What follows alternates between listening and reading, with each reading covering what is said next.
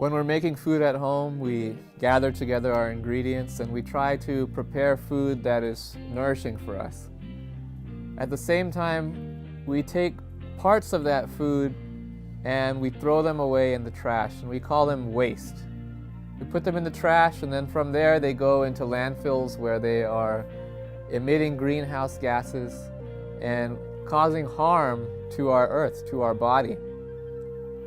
And when we're calling that food waste, we are telling ourselves a lie. We're saying that that food has no value, that it can't do anything for us. And that lie is causing us harm.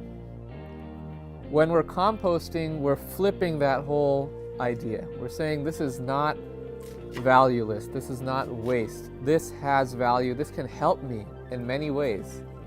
And we're turning those food scraps into compost that can benefit our gardens, which will feed us and heal the soil of this earth.